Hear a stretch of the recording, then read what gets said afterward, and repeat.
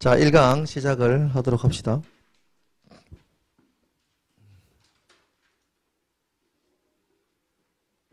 저는 분필이 동강난 버리는 거 참 아까운 사람이 쓸 수 있는데 171페이지 지난주에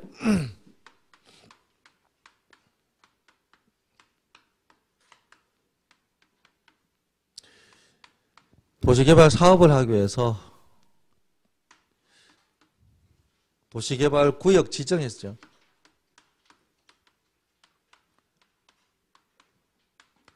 도시개발 구역을 지정을 했습니다. 구역이라는 말은 장소라는 장소, 도시 공간 중에 어디. 지정한다는 말은 지정권자가 나올 거고요. 지정한다는 말은 권자하고 지정 절차가 나와요. 이렇게 두 가지가 나옵니다. 도시개발 사업할 때 시간 나시면 여러분 중산지구 한번 가보세요. 그냥 경산시에 시지에서 넘어가는 오른쪽 보면은 이마트 광고 만드는데 노란 마트 한 개 있습니다.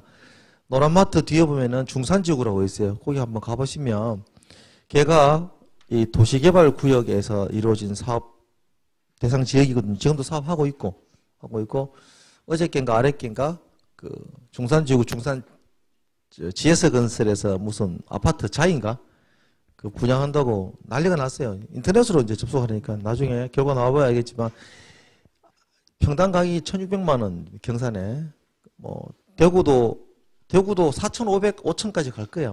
아파트 가격이 예상이 그래 되는데 단 특정된 지역만 수성구라는 특정된 지역에만 그러한 대구 중산지구라는 경산의 중산지구라는 걸 왜 가보러 그러냐 그러면 도시개발법 배울 때 어떤 특정한 도시를 머리에 두고 배우면 되게 편해요.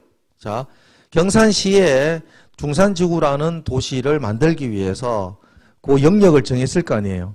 그 영역 이름이 뭐예요?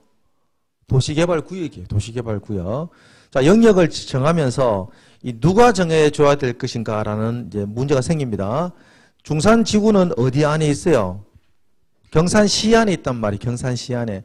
그러면 지정하는 사람이 경산시장이면 제일 좋은데 현재 행정법 체계상 도시개발 사업을 하기 위한 땅 이름을 정할 때는 시장이 정하지를 못해요.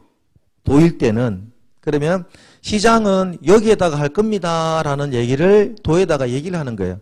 그걸 우리는 요청한다라고 하죠. 시장이 요청을 하면 지정을 누가 하느냐? 경상북도에서 지정을 해줍니다. 그래서 도시개발구역 지정권자는 도지사가 돼요. 도지사.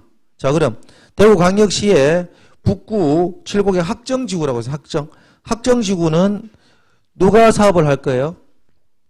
그게 이제 구청장이 하는 게 아니고 대구광역시장이 하는 거예요. 그럼 대구광역시의 도시개발구역은 누가 지정을 하느냐? 대구광역시장이 하는 거죠. 그렇다면 요청이라는 단어가 따로 나오지는 않습니다. 다만 학정지구가 어떠한 집단의 소유라든지 공공기관의 소유 같으면 문제가 달라질 수도 있지만 그런 부분들은 별개의 문제고 대구광역시의 도시개발구역은 대구광역시장이 지정하는 거고 경상북도의 도시개발구역은 경상북도지사가 정하는 거예요. 그래서 지정권자를 시도지사라고 합니다. 시도지사. 다만 대도시인 경우 성남시나 포항시 같이 인구가 50만 명이 넘어가는 이상 되는 대도시는 본인이 직접 도시개발구역을 정할 수 있다라고 해서 합쳐서 지정권자를 시도지사, 대도시시장이라고 표현을 했죠. 시도지사, 대도시시장이라고 표현을 했습니다. 이 사람들이 지정한다. 그런데 국가가 실시해야 될 도시개발 사업이 있을 수도 있어요. 뭔지는 모르겠지만 국가가 개발해야 될 도시개발은 누가 하느냐? 얘가 하겠죠. 국장이 구역을 지정한다. 한 팀, 두 팀, 세 팀을 우리는 도시개발구역 지정권자라고 합니다. 그리고 얘를 편의상 원칙적인 지정권자라고 하고 예외적으로 이 사람 우리는 예외적인 지정권자라고 하는데 원칙을 시험에 낼 이유는 별로 없어요. 그래서 통상 예외를 많이 낸다고 제가 설명을 드렸고요. 시도지사, 대도시시장이 도시개발구역을 지정하기 위해서는 뭐가 따라와요? 절차가 따라올 거예요. 절차가 여러분 교재 170페이지에 나와 있는 내용이 구역 지정 절차. 우리 절차 배운 거 하나 있죠? 2개 있죠? 3개 있죠? 많죠? 근데 절차는 거의 기본적인 절차는 같다 그랬어요. 제일 먼저 뭐래요? 기초조사한다. 그 다음에 주민의견. 그 다음 지방의회. 그 다음 그게 이제 일반적인 수립하는 과정이고, 수립했으니까 확정시키기 위해서는 뒤에 과정으로 넘어갑니다. 위로 올라가는데, 그 다음 하는 게 협의, 그 다음 심의, 그리고 그렇죠. 마지막 결정, 확정, 지정 이렇게 얘기 승인 이렇게 나오는데, 절차는 도시개발법에서는 크게 절차가 특이한 절차가 있습니다. 특이한 절차. 법률상의 특이한 절차. 지방의회라는 단어가 나오지 않습니다. 근데 그걸 시험에 내지는 않아요. 그 필요가 없고, 다른 낼 게 많기 때문에 도시개발 사업할 때 특이한 절차가 뭐냐? 도시개발 구역은 구역 지정할 때 면적 기준이 있습니다. 면적. 혹시 기억나요? 면적 기준?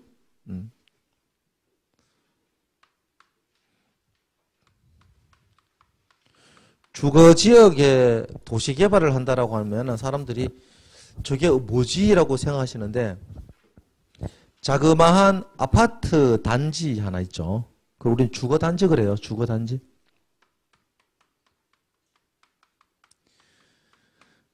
주거단지를 개발합니다. 주거지역에. 도시개발 사업으로 할 수 있어요. 도시개발 사업으로 하면은 주거단지 개발 사업을 하게 되면 최소한 아파트가 뭐 몇백 몇천 세가 들어갈 거 아니에요. 면적이 얼마가 돼야 되느냐? 얼마? 네. 이 숫자는 이해를 시킬 수가 없는 숫자예요. 행정기관에서 법 만들 때 집어넣기 때문에. 만제곱미터, 다만 우리 일반적으로 많이 얼마쯤 될까? 한 3,000평쯤 됩니다. 3,000평쯤 되는 땅에 주거지역이 도시개발 사업 하려고 그러면은 얼마가 돼야 된다? 만제곱미터 이상이 돼야 된다. 상업지역을 우리는 상업단지 조성사업 이라고 얘기하면 돼요. 상업단지 조성사업.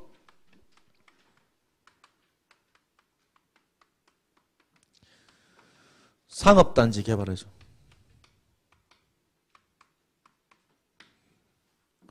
이렇게 해도 뭐가 돼요? 만. 자, 여기서 주의할 게, 아유, 뭐, 3,000평에 주거지 어떻게 만들고 상업지 어떻게 만드냐. 최소 기준 면적, 최소 기준 면적. 만제곱미터는 이상이 돼야, 최소 만제곱미터는 돼야 된다는 개념이기 때문에, 이렇게 해서 단지 만드는 사업자는 아무도 없어요. 다 일정 범위를 넘어갑니다. 공업지역 같은 경우는 3만. 공업단지 조성이라고 하죠. 공업단지 조성할 때는 3만. 숫자는 더 이상 하지 않겠습니다. 이렇게 해서 면적이 정해집니다. 이 면적. 그러면 만제곱미터, 3만 제곱미터라는 숫자는 법에서 정해놓은 숫자이기 때문에 여러분들 암기를 해라고 제가 말씀을 드렸을 거예요. 이렇게 해서 도시개발 사업을 하게 되면 이 땅, 지정된 이 땅들, 구역이 지정된 이 땅들의 토지 소유자는 어떻게 되느냐. 그때부터 자기 땅을 함부로 사용할 수가 없어요. 뭘로 바뀌는 땅이니까 개발 사업지로 다 바뀌는 땅이기 때문에 다 본인 소유라고 해서 개별적인 토지를 사용할 수가 없습니다. 이걸 행위 제한 그래요. 개발 행위 제한이라고 합니다.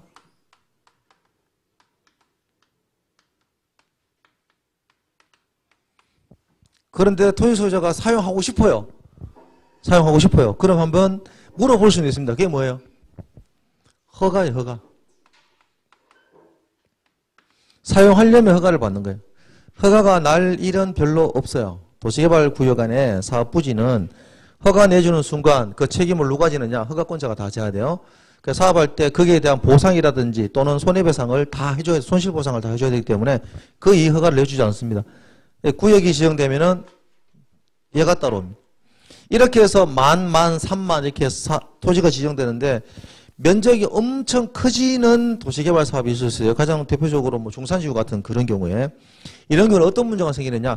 개별 토지 소유자들은 아, 내 땅에 사업하는구나를 다 알 수가 있습니다. 하나하나의 토지 소유자들은. 왜? 어차피 공람을 다 해야 되거든요. 절차상에. 공람을 하기 때문에 당신 땅 공람한다. 당신 땅 사업 부지다. 공람 들어가니까 와서 보세요. 아, 참고로 공남한다는 거는 개별 통지를 하지 않습니다. 시골에 있던 할아버지 할머니들 집에 어른들이 갑자기 아들한테 전화 오죠. 야야, 우리 땅 수용된다 하는데 난 들어본 적이 없다. 이 딱 얘기해요. 들어본 적이 없을 수밖에. 벌써 관공서에서 공남일자 다 거쳤는데 연락을 개별 통지 안 하니까 개별 통지하면 얼마 좋아요. 안 해줍니다. 그리고 14일 딱 지나면요 싹 가져가 버려요. 공남한 내용을 집어넣어 버리니까 모르죠.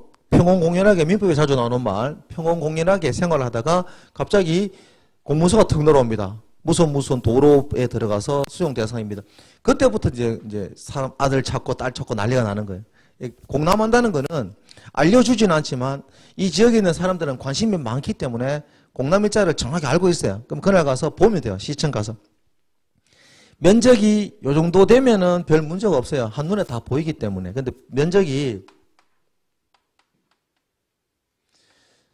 100만 제곱미터, 30만 평이죠. 100만 제곱미터 이상 되면은 개별적인 토지 소유자가 자기 땅에 대한 액션, 조치는 다 하겠지만 이 전체적인 사람들이 야, 이게 어떤 개발 사업을 어떻게 하길래 내보고 공남을 하려고 했을까라는 게 궁금할 수도 있거든요. 그리고 사실 여기 살고 있는 주민들은 이 도시계획에 대해서 크게 알고 있지는 않습니다. 여러분도 잘 모르잖아요. 이 부분들에 대해서 주민들을 모아놓고 설명을 해야 돼요. 무조건 의무적으로. 당신네들 토지가 이렇게 해서 공남을 다 했지만 공남한 토지들이 나중에 어떻게 바뀌냐 그러면요. 이렇게 바뀝니다라는 설명을 반드시 하게 돼 있어요. 그걸 우리는 공청회라고 합니다. 100만 이상 되면은 공남을 하고 반드시 뭐를 해야 되느냐? 공청회를 하게 돼 있어요. 이런 절차들이 특이한 거예요. 우리 보통 행정계획 배울 때는 공남이면 공남으로 끝났단 말이에요. 구속적 계획일 때. 구속적 계획이잖아요. 뭐가 따라오니까? 제한이 따라오니까. 비구속적 계획은 제한이 없죠? 그럼 그냥 뭘 하면 돼요? 공청회를 했는데 도시개발 사업은 구속적 계획인데 면적이 커지니까 뭐까지 해야 된다? 공청회까지 해야 된단 말이에요. 이거 시험 문제 냈었어요. 그러다가 최근에 나온 문제. 100만 제곱미터 미만인 경우에 필요한 경우 공청회를 할 수 있다. 라고 나왔어요. 예. 100만 제곱미터 미만이면 공청회를 할 의무는 없지만 할 수 있다라는 문장이 시험에 나온 거예요. 그건 출제위원들이 글쎄요, 뭐 시험 난이도 조절이라고 할 수도 있겠지만 좀 질적으로 상당히 수준이 떨어지는 문제입니다. 여러분도 수준이 떨어진다는 얘기가 아니고 출제위원들 이 머리가 좀 떨어지는 거예요. 이렇게 나왔으면 이렇게 내야 되죠. 그냥 100만 제곱미터 이상이면 국민들에게 계속 뭐 안티적인 생각만 주입시키는 것도 아니고 100만 이상 되면 공담은 해요, 안 해요? 도시개발구역은 무조건 얘는 의무인데, 의무. 100만 이상 되면 얘도 뭐가 돼요? 의무. 100만 미만 되면 얘는 임의. 이렇게 해서 이 두 개를 절차상에는 제일 중요한 게 두 개입니다. 두 개고 지정권자는 여러분 기억을 하고 계셔야 돼요. 지정권 이 사람들 시도대 국장인데 한 개 더 있어요. 100만 제곱미터 나오면. 100만 제곱미터 이상 되면 30만 평인데 사실 도시개발 사업할 때 100만 제곱미터 이상 되는 도시개발 사업하는 경우가 그렇게 많지는 않습니다. 많지는 않은데 100만 이상 되면 얘가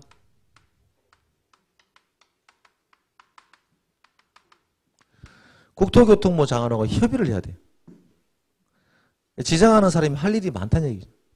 100만 제곱미터 이상 되면 국토교통부 장관하고 협의를 하게 되어 있습니다.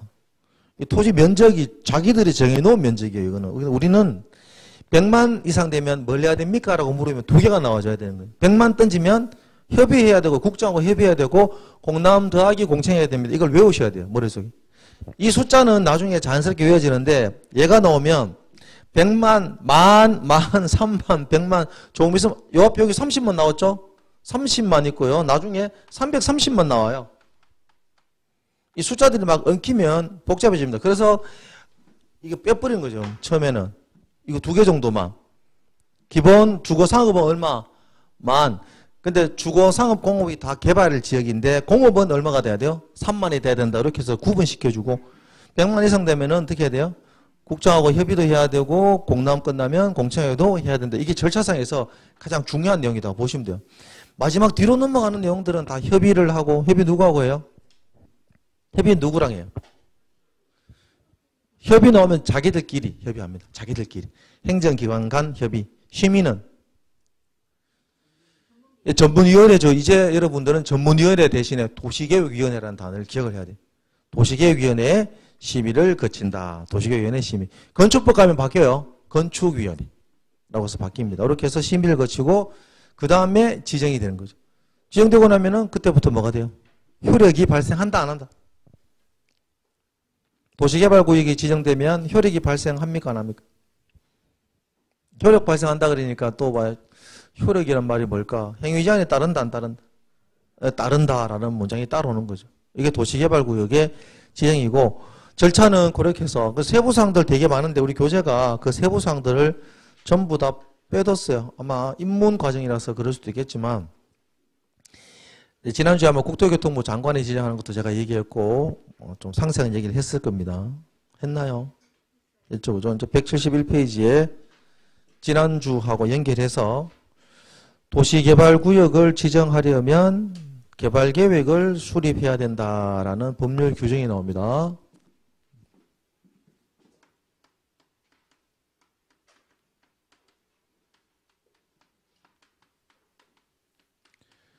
개발계획의 수립이라고 해서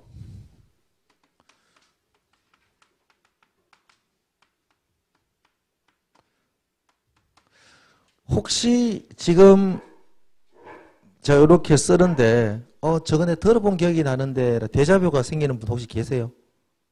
한 명도 없어요. 도시개발구역을 지정하려면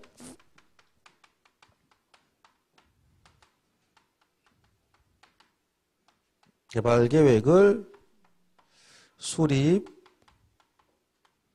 수립하여야 한다.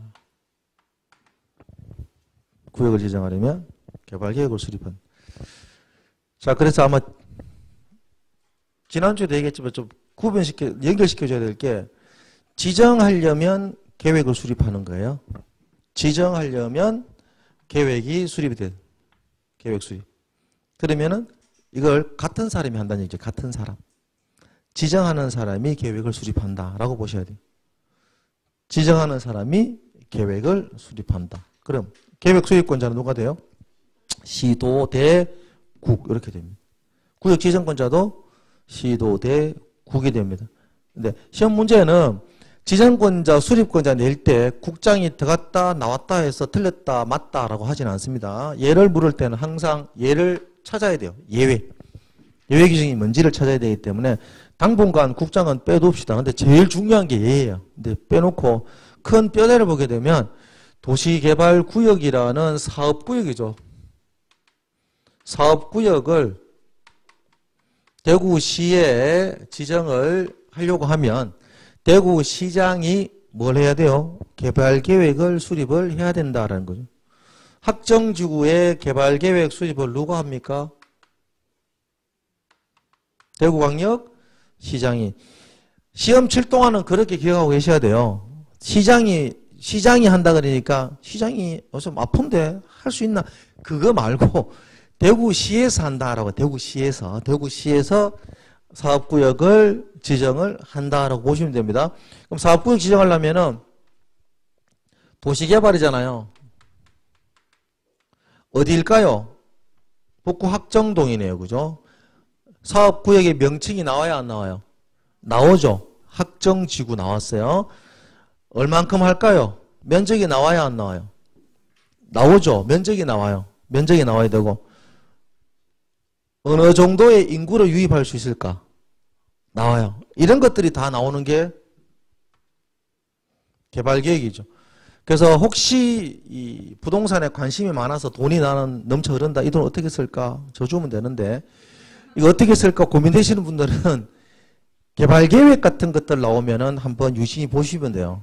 여러분들은 개발계획을 지금 보면 내가 뭘 알겠냐 하는데 보면 알아요. 왜? 내 돈이 들어가는 거였기 때문에 굉장히 집중적으로 보게 됩니다. 지금은 여러분들 이 설명하면은 잘 안 들어와요. 왜?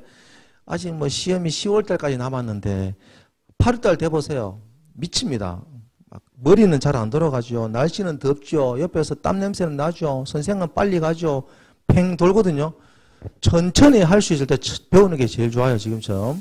이 개발계획이 나왔다라는 거는 앞으로 여기를 개발하겠습니다라는 거거든요. 내가 여기 개발하기 위해 내가 여기 투자하고 싶다. 그러면 어디에 무슨 땅을 사야 될지 좋을지를 볼 수 있는 계획 이름이 뭐예요? 개발계획이지, 개발계획. 단 이 개발계획을 샀다 하더라도 구역이 지정되는 순간 뭐가 되는 거예요? 행위가 제한되기 때문에 내가 이 땅에 무엇을 할 것인가라는 문제는 함부로 할 수가 없는 거예요. 도시개발 사업은 개발계획이 나오면은 이 투자라든지 개발에 대한 기본 전제는 다 끝난 거예요. 굉장히 빨리 끝나죠. 다른 사업에 비해서. 예를 들어서 정비사업을 하기 위해서 우리 도시개발, 정비사업 중에 재개발 사업 있죠. 재개발 사업이라는 정비사업을 하기 위해서 정비구역이 지정됩니다. 구역 지정되면 행위제한이 따라와요. 구역이 지정된다는 말은 앞에 붙은 두 글자대로 사업을 하겠다는 얘기죠. 개발 사업하기 위해서 구역 지정되니까 개발을 위해서는 다른 행위를 할 수가 없어요. 정비 사업을 하기 위해서 다른 행위를 할 수 없게 만들어 놓은 게 영역이죠. 토지 이름을 딱 정합니다. 그러면 거기 살고 있는 사람들은 별 문제 없어요. 계속 살았으니까. 외지에서 들어온 사람들은 거의 대부분 뭐예요? 투기란 말이에요. 투기를 한다는 말은 내가 이 땅에 무언가를 지어서 보상을 받든지 아니면 이 땅을 가지고 내가 돈을 벌 수 있는 생각을 하고 들어오는데 그 행위 중에 허가라든지 또는 인가가 안 나는 행위들이 있습니다. 그걸 위해서 땅을 사시면 안 돼요. 그래서 보통 이 구역들이 지정되면 요 안에 있는 확정주가 있는 기존에 있는 사람들은 보상금이 나오고 돈을 버는데 이 사람들은 그 보상금이 작다 그러죠. 작다. 근데 절대로 작은 돈이 아니에요. 본인이 옛날에 샀던 가격에 비하면 높은데 그럼 새로 들어온 사람들은 높은 가격에 땅 사겠죠. 그럼 보상가는 그거보다 낮을 수도 있어요. 그런 땅 사면 곤란한데 개발계획이 나왔다는 말은 앞으로 이 사업을 어떻게 하겠다는 게 확정된 거예요. 자, 여기서 개발계획에서 중요한 게 사업 방식, 우리 교재 171페이지에 170페이지 5번 시행 방식이 나오죠. 사업 방식. 그리고 171페이지 네모안에 5번 시행 방식이 나오고 그다음 시행자가 나와요. 이거 이 두 가지가 개발계획 안에 들어가 있어요.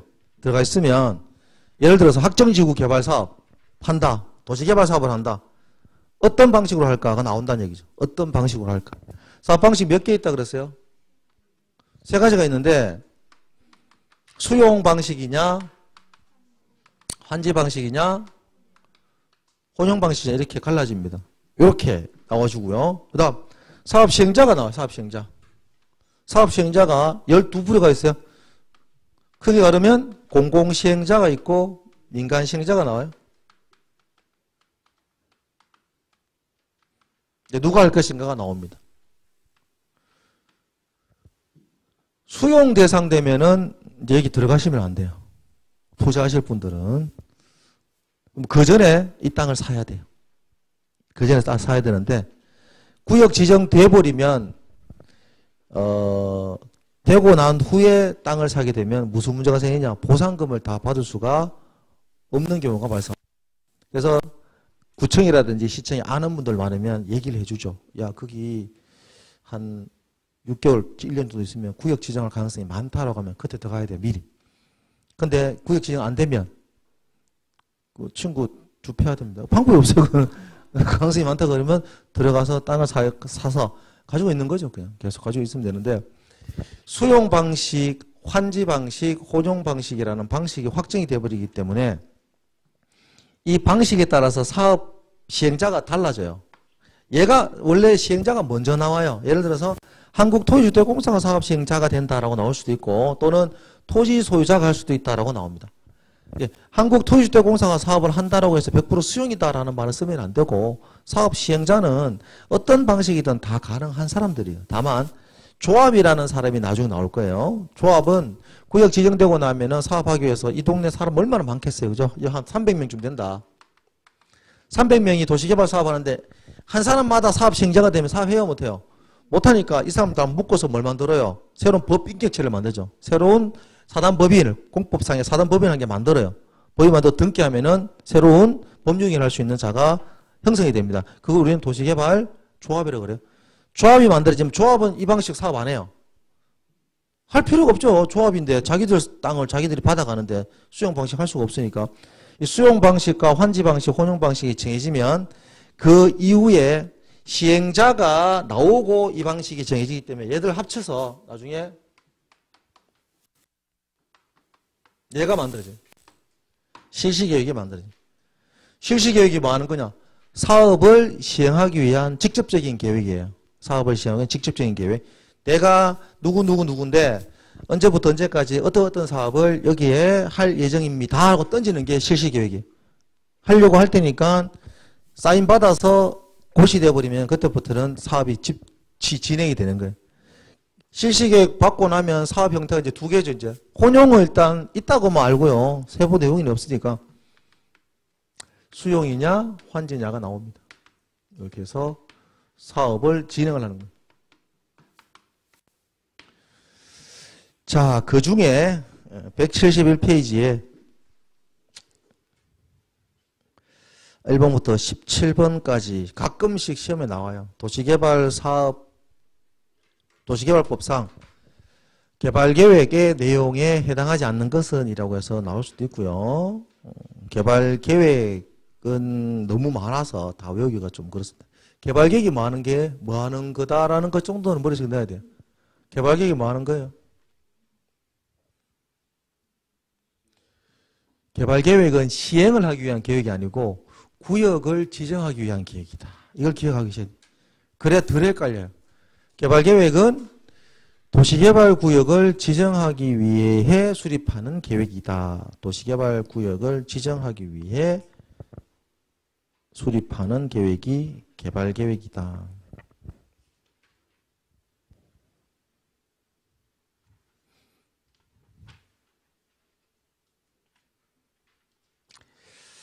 자, 개발계획이 나왔고요.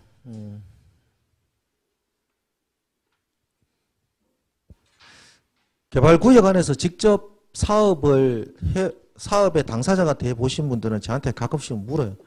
아니, 구역 지정된 지가 언젠데 아직 사업을 안 해요. 어떻게 하면 돼요? 저한테 물어요. 가만히 있으면 돼요. 민간이 우리가 할 수 있는 게 별로 없어요. 구역이 지정되고 나면 사업을 할 수 있다라고. 자, 구역이 지정되면 뭐가 나와요? 사업 방식 나왔잖아요. 그 안에 보면 나와 있어요. 개발계획 안에. 구역 지정해서 바로 사업하려고 하는 거니까. 시행자 나와요, 안 나와요? 시행자가 나와요. 시행자가 나오면은 이 바로 사업을 할 수 있는 게 아니에요. 시행자가 한 팀만 나오는 게 아니고 누가 시행자가 될 수 있다가 나온다는 거예요. 이 안에. 개발계획 안에. 그럼 그 중에 사업하고 싶은 사람이 어떻게 해야 되느냐? 시도대를 찾아가서 나 사업 시행자로 해주세요라고 명함을 내밀어야 돼요. 이게 시행자 지정 그럽니다. 시행자 지정. 시행자 지정을 받아야 그 사람이 뭘 하게 돼요? 실시계획을 작성하는데 토지 소유가 300명이면 300명 우 가서 우리가 할게요 하면 돼요, 안 돼요? 안 되니까 뭘 만들어야 돼요? 조합을 만들어서 들어간다는 얘기예요. 시행자가 지정이 됐다는 말은 뭘 할 수 있다? 이제 사업의 구체적인 내용을 만들어서 사업 진행할 수 있다는 얘기죠. 그럼 봅시다. 시행자가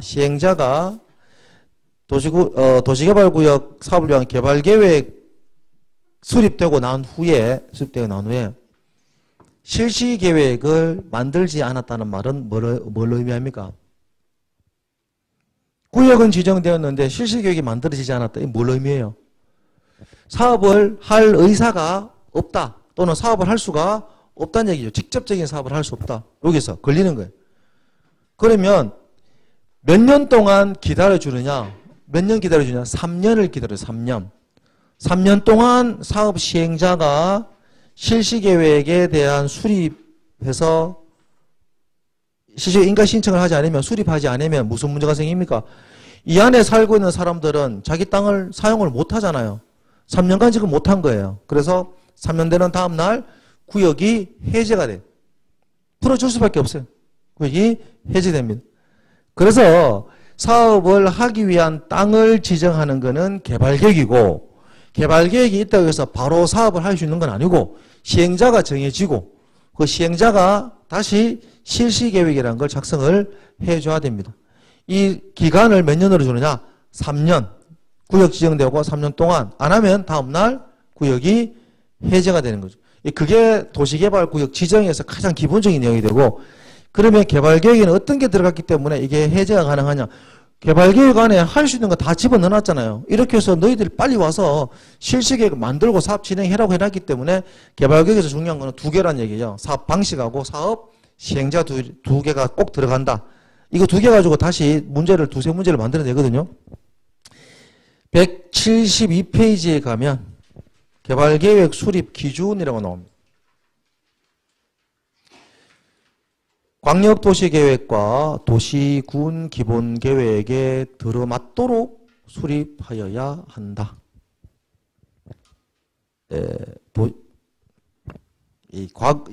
예전에 했던 것들, 지금 한 4주 동안 했던 내용들이 국토계획법이잖아요. 국토계획법 내용을 자꾸 다른 법에서 끌고 와요. 끌고 오는데 오늘 오시거나 지난주 오신 분들은 대체 무슨 말인지 모릅니다. 그래 일찍 오라니까 왜 늦게 왔어요? 일찍 오면은 좀 알아듣는데 도시군 관리 계획이라고 배웠죠. 저는 1주부터 다음 1월달부터 강의하겠지만 첫째 주부터 마지막 주까지 도시군 관리 계획을 매주 한 번씩 얘기를 합니다. 그게 안 돼 있으면 공법을 못 배워요. 도시군 관리 계획이 뭐였어요? 분명히 제가 가르쳐 드렸습니다. 도시군 관리계획이란 모르면 머릿속에 기억하세요. 제가 도시군 관리계획이 뭐예요? 물으면요. 대구시를 만드는 계획력 이렇게 나와줘야 돼요. 대구시를 만드는 계획이 도시군 관리계획이죠. 대구시 만들 때 뭘 보고 만들어요? 물으면 기본계획력 나와줘요. 기본계획. 그러면 기본계획이 뭐예요? 대구시를 만들기 위한 밑그림이에요가 나와줘야 돼요. 기본계획 가지고 관리계획을 만듭니다. 기본계획은 장기, 종합계획, 기본적인 공간 구성계획이고 관리계획은 그 밑그림에 색깔을 칠하거나 건물을 올리는 그래서 도시를 개발정비 보존하는 계획이다. 이거 두 개가 매칭이 돼야 돼요. 안 되면 다른 거 배울 때마다 지금 뭐라고 했지가 헷갈린단 말이에요. 도시개발 사업하잖아요. 도시를 만들기 위한 밑그림이에요? 도시개발정비 보존이에요? 개발 정비 보존이잖아요. 그럼 도시군 기본계획이에요? 관리계획이에요?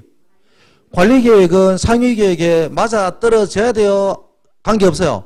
맞아 떨어져야 되니까 이 문장이 나오는 거죠. 그럼 얘는 결국 뭐란 말이에요? 도시군 관리계획이에요. 도시군 관리계획. 도시개발구역 지정을 위한 개발계획도 도시군 관리계획이고 얘도 도시군 관리계획이에요. 실시계획도. 한마디로 도시개발법에 나오는 계획은 다 뭐예요? 도시군 관리계획을 국토계획법에서 다 못 다루니까 하나를 빼놓은 거예요. 무슨 법으로? 도시개발법으로 빼놓은 거예요. 사업하기 위해서 사업하는데 국토계획법에 넣으면 법 하나가 어떻게 돼요? 헌법보다 더 두꺼워져요. 그럼 무슨 문제가 생깁니까? 국민들이 볼 수가 없어요. 그래서 법을 하나 빼놓은 거예요. 법을 분사시키고 분리시키고 따로 만드는 이유가 하나하나에 대한 법을 집중적으로 여러분들이 행정에 보기 위해서. 근데 안 좋은 법이 뭐냐 그러면 특례법 같은 것들은 되게 안 좋아요. 특례법 또는 특별조치법 같은 것 있죠. 그런 것들은 순수하게 행정기관들이 자기들 편의상 만들어 놓은 내용이다 보시면 되는데 얘는 특별법, 특례법이 아닙니다. 그냥 일반법이에요. 무엇에 대한 도시를 개발하기 위해서 필요한 일반법. 이 도시개발인데 단 어디에서 분사되어 나왔다? 국토계획법에서 분사되어 나온 거예요. 사업을 위해서 별도로 법을 만들어 놓은 거니까 그래서 도시개발 사업을 우리는 뭐라고 하냐? 도시군 계획 사업이라고 얘기를 하죠. 도시군 계획 사업. 그러면 또 하나 꼬리를 또 물고 갑니다. 도시군 계획 사업은 몇 가지가 있어요? 세 가지가 있단 말이에요. 세 가지. 지금 배운 도시개발 사업 또 정비사업 하나는 도시군 계획 시설 사업 이렇게 해서 세 가지 사업을 도시군 계획 사업. 이 세 개의 사업이 한 법에 다 들어가 있으면 사업끼리 서로 부딪혀요. 부딪히면 행정기관이 적용시킬 때 상당히 문제가 생깁니다. 그래서 다 빼죠. 도시군 계획 시설 사업은 어디에? 국토계획법에 놔두고 도시개발법은 도시개발 사업은 도시개발법에 정비 사업은 도시 및 주거환경 정비법에 다 빼놓은 거예요. 빼놓아도 합치면 도시군 계획 사업. 그 이 세 가지 법이 시험 문제에 24문제가 나온다는 거죠. 제일 중요하니까 이 법 자체가.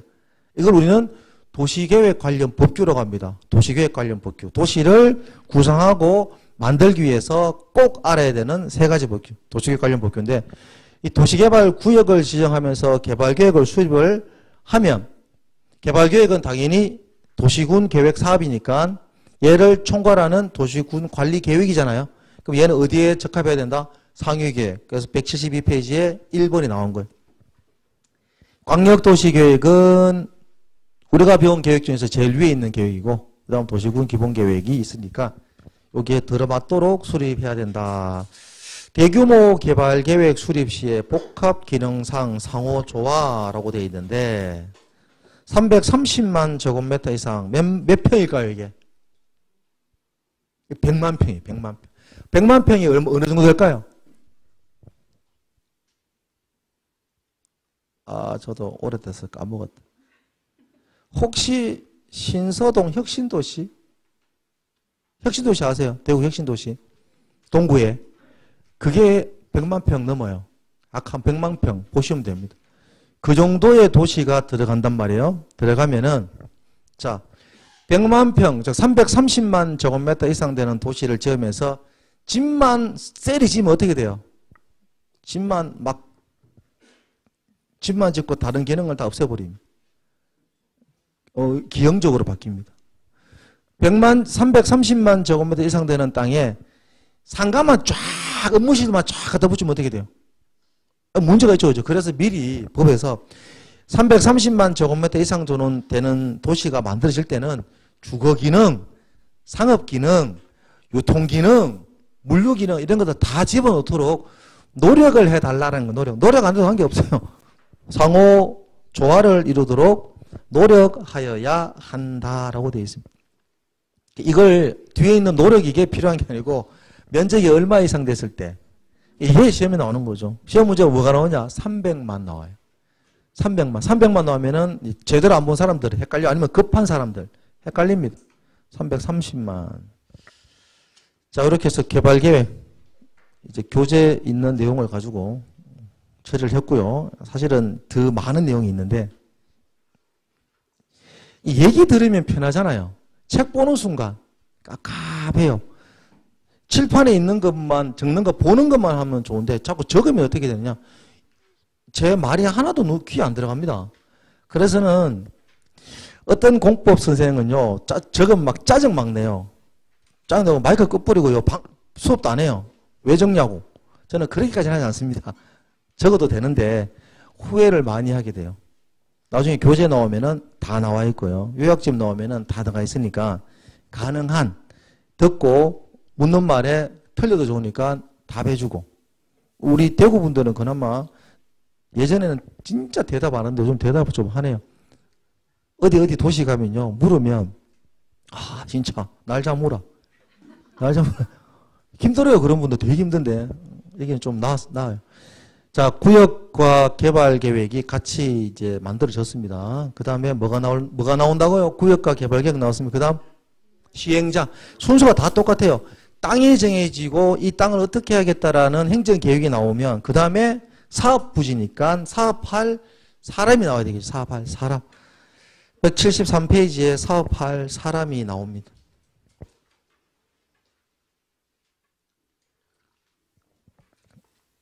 사업할 사람이 공공 부문이 있고 민간 부문이 있는데 애매한 공공 또는 민간이 나와요. 애매한 공공 또는 민간은 그냥 우리가 공공 출자가 높으면 뭐가 돼요? 공공이 돈 많이 내서 만들면 뭐가 돼요? 공공이 되는 거고 공공이 돈 작게 내서 만들면 민간이 되는 거예요. 그럼 그 기준을 뭘로 주나? 50%.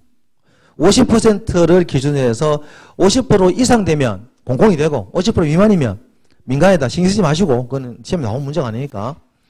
공공이 4팀이에요. 국가 또는 지방자치단체가 한 팀이고요. 공공기관이 한 팀이고 정부 출연기관이 한 팀이 있고요. 지방공사 이렇게 해서 4팀이에요. 정부 출연기관은 대한민국에 되게 많습니다. 많은데 각 법마다 적용되는 정부 출연기관들이 조금씩 다 달라요. 제주국제자유도시개발센터라는 기관이 있습니다. 제주국제자유도시개발센터 하는 기관이 있는데 걔가 우리 법에 나오는 정부 출연기관이에요. 그리고 한국철도시설공단이라고 있어요. 한국철도시설공단. 걔가 대표적인 출연기관. 안 적어도 돼요. 외우실 필요도 없고. 그냥 우리 법에는 도시개발 사업 할 수 있는 자가 공공주체가 총 4개가 있다. 하나는 행정기관. 행정기관 누구 있어요? 국가나 지자체가 있다.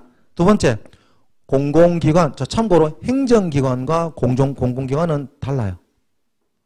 행정기관은 말 그대로 정부, 중앙정부, 지방정부, 행정기관. 공공기관은 산하기관이에요.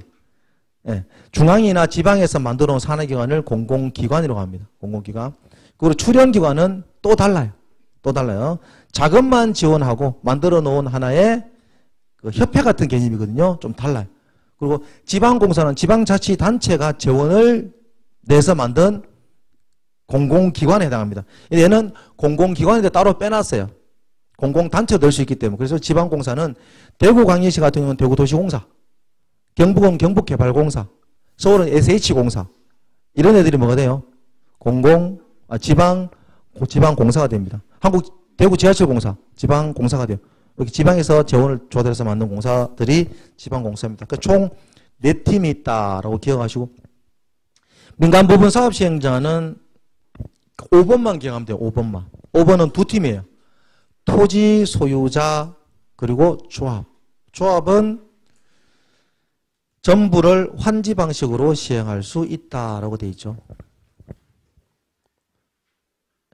천천히 하나씩 가지고 가시면 됩니다. 지금 외우라는 건 아니에요. 외우라는 거 아니고 외울 수 있는 거는 2가지가 있겠죠. 도시개발 사업은 공법인데 공공이 할 수도 있고 당연히 할 수 있는 거죠. 공법이니까.